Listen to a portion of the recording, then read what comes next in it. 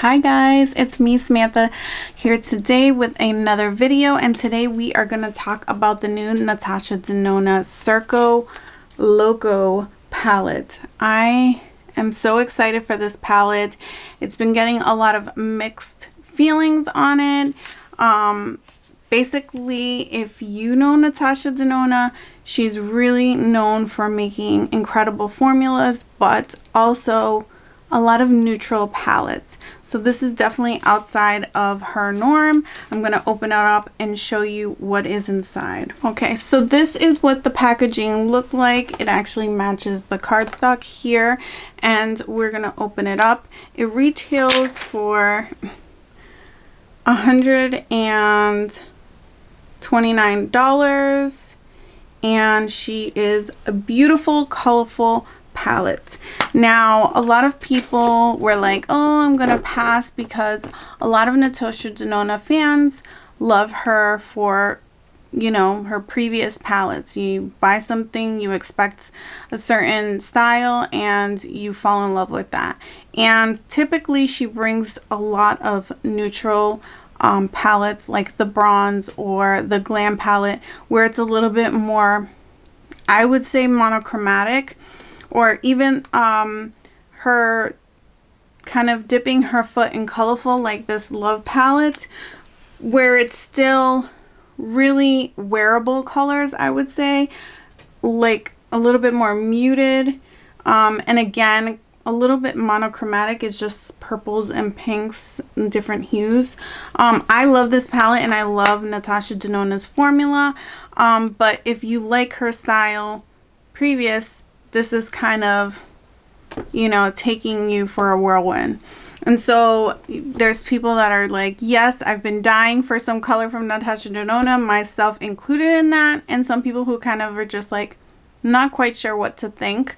And the color scheme itself, the color story, can kind of throw you off if you're not really comfortable with color. I know in the past Natasha Denona has always said that she organizes her palette in a way that you can use the colors across, you can use them up and down or diagonal, and I still feel like you can do that with this palette. Yeah, I'm really excited. I'm gonna show some swatches at the end of the video, just because I really want to dip into it, and I don't always feel like swatches are a reflection of how the quality of an eyeshadow is. It's just more to kind of give you an idea of what the color story is. That's how I personally feel. So I don't want to do swatches and then be influenced by that. I really want to use the product. And yeah, so let's get started. I was looking for my Milani eyeshadow base, and oh my goodness, I don't know about you guys, I was going back and forth. I knew I was going to get the palette, but I was going back and forth on whether or not I wanted to pre-order it from Natasha Denona herself, or just wait and get it from Sephora on the day it released. I ended up purchasing it from Sephora, and I'm going to kind of give you my reasoning why, because I think that might influence your decision as well. And not that I'm trying to steer you in any kind of way, but just to give you more information. So previously, when the recent Love collection came out with the blush duo and the mini and all of that, I purchased my order directly from Natasha Denona. And I know that some people are still home, but me personally, I leave the house for work, and my package came and I was not home. And Natasha Denona, any purchases that are over $100, which is pretty much any purchase you make from her, really, honestly, requires a signature. And so I missed it, and then it was a Friday, and then they wouldn't deliver on the weekend, and I had to wait till the following Monday and pray that they didn't come when I was in transit back and forth from work. And so that was really disappointing, because I really wanted my product as soon as possible. Also, you have to pay for shipping. Sometimes you get free shipping, not always. For me, really, it was about having to do the signature for the delivery, because I want my package when I can get it, and I'm not that concerned about I'm not saying I shouldn't, but like my package getting stolen or anything like that. So yeah, I ended up buying it from Sephora and I literally got it within 2 days. Yeah, so that's why I ended up not pre-ordering it from Natasha Denona directly. So if that's a concern, if you leave the house and you're maybe not going to be available to actually sign for your package, you might prefer to order from Sephora. So I was thinking that I really want to, if you've seen any of my previous videos, you know I love green eyeshadow. I really want to use this eyeshadow here. So I was thinking maybe I could do something with this purple here, the green on the lid, and then bring snow cone here, this blue like silver color in the inner corner. We're gonna try that and see how it goes. I'm super pumped for this. I am actually going to go in first with Magic, the dark color. I know some people are gonna be like, you're gonna start in with the darkest shade first, but that's what I'm going to do. I already have my foundation on. I already have blush, bronzer, highlight. I don't know if you can tell, but yeah, I already have my face on. I didn't want to do my eyes first because I never do my eyes first. So yeah, we're just going to go into it. It looks like there are maybe 2 cream to powder shadows in here. Actually, I just want to mention that. So it looks like they're primarily, the mattes are just powder mattes and the shimmers are her shimmer formula. This one here, which is Fun Tommy, and then this one here, Acrobat, they look slightly textured and they feel really creamy, just, you know, tapping it quickly. So I believe those are cream shadows. Let me actually look at the card. Yeah, it doesn't specifically say on the packaging, but I can just tell by looking at them in the pan. So yeah, we're gonna go into Magic, which is like an indigo shade. I'm gonna try to be kind of careful putting this on the outer corner of my eye. Purples can be tricky. I always hate when I zoom in, it like ruins my lighting. All right, so I'm gonna put the most product on the outer part and then I'll kind of blend it towards the inner part of my eye. There is some follow, I can already tell. My powder brush and kind of, that's not uncommon with colors like this, so I'm not like shocked by any means. And I'm just following the shape of my eye socket.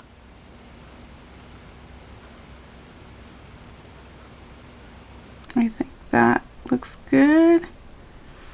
All right, now I'm gonna go into Act, which is like the indigo shimmer shade, and I'm gonna kind of just use my finger and kind of blend that on the outer part of the lid, kind of into that Magic matte shade. And I think that looks pretty nice. I'm gonna go into Magic just a little bit, just to blend the two a little bit more. All right, and I'm not like trying to blend it perfectly because I'm not a makeup artist, and I'm gonna go in with the green anyway. So the green shade is called Flip. It's this one right here. It's kind of like a jewel emerald tone, a little turquoise twist to it.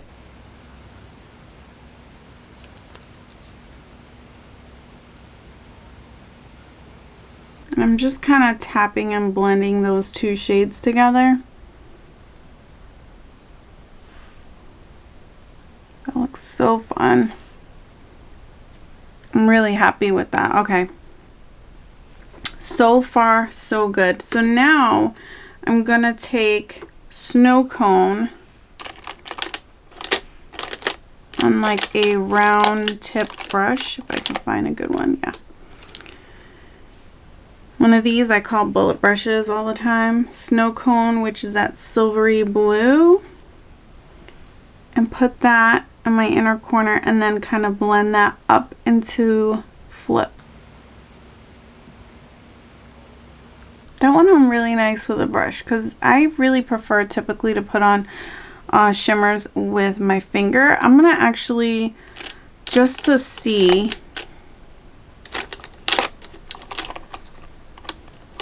I'm going to put a little bit of Flip on a brush and see if it intensifies it a little bit.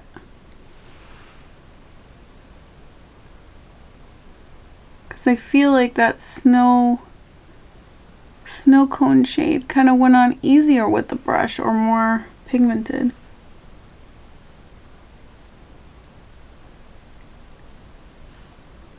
No, I don't feel like it does anything special with this particular shade. I'm going to go back in with Magic just a little and blend that right here. I'm going to take the shade Fun Tommy right here, which is the blue, and then I'm just going to take a fluffy brush and kind of blend out the edge of the Magic shade. Yeah, and I did get a little fallout with that Magic shade. That's about it, and it's not too bad.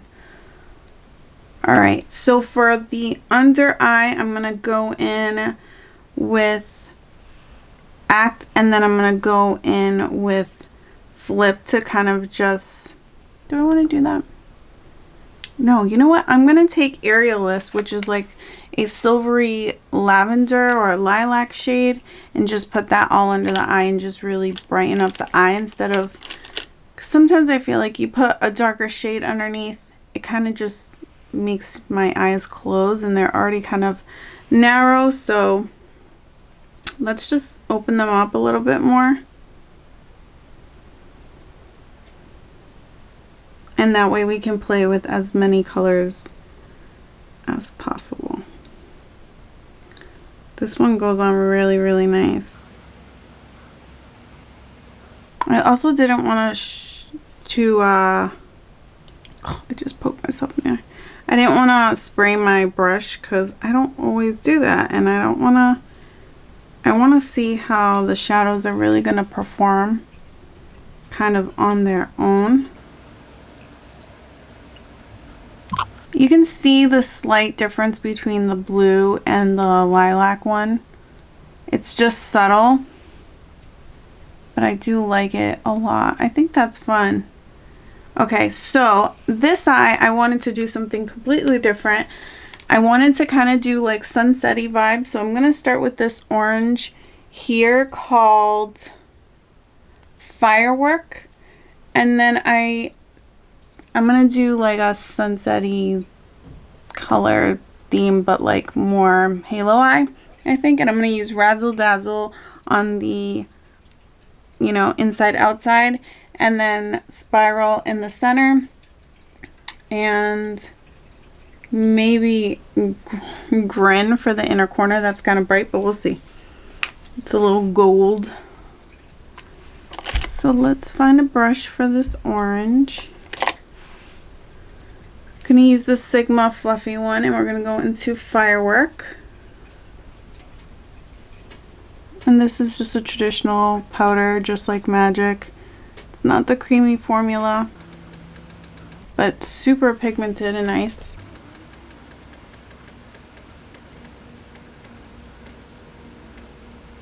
Oh my god, look how pretty.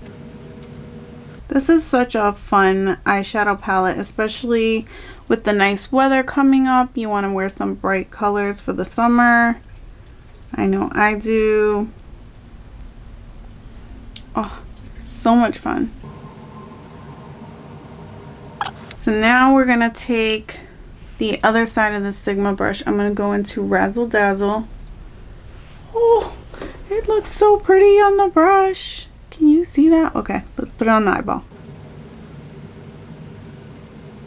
I'm not a cut crease kind of person, so you're not going to get that from me.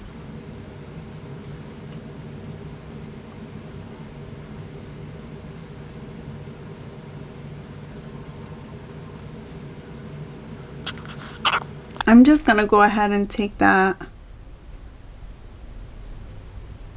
on my lower lash line as well.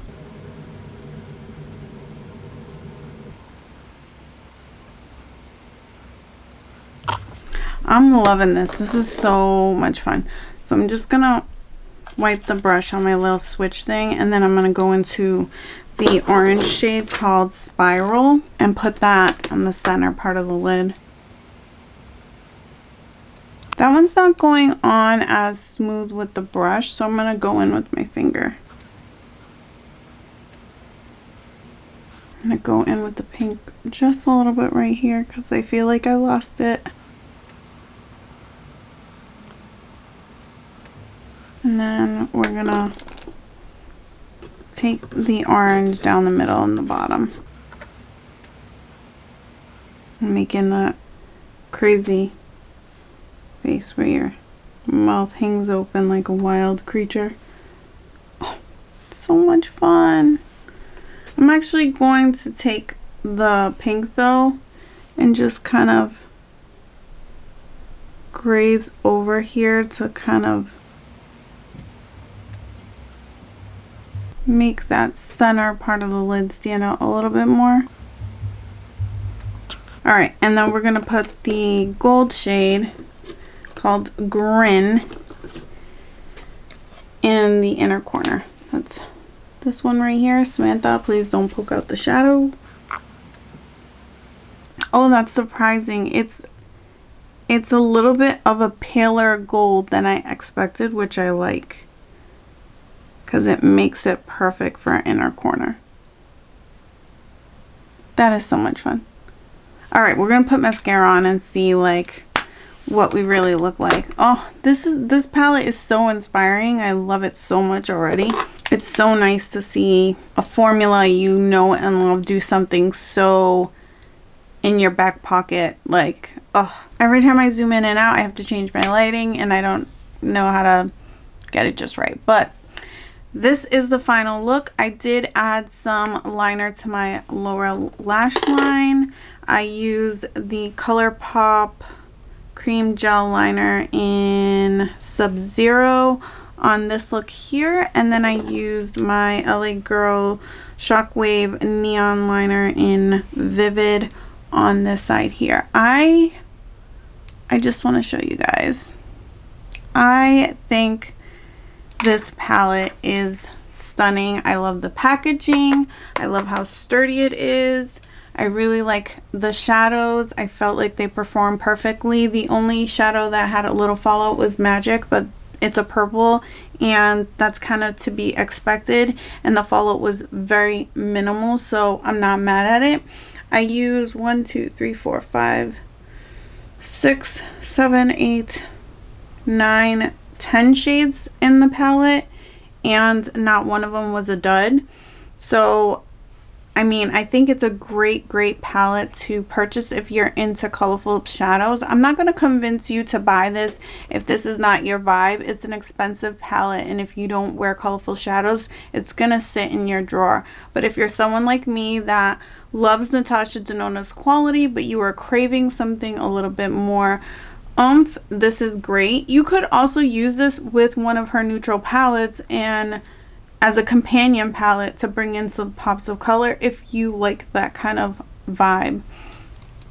This is just, I'm so happy. This is probably going to be my favorite palette from her, because previously my favorite one was the Love palette, just because it had a little bit more variety as far as color. I recently purchased the Bronze palette, and I do like the quality of the shadows and everything like that, but I hardly pick it up because it's so neutral leaning.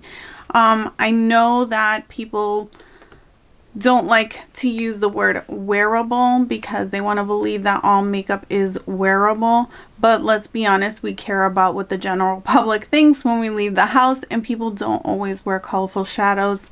And so I get that, you know, this is not going to be everybody's cup of tea, but I will tell you, I absolutely love it. So let's do some swatches so I can show you what it looks like.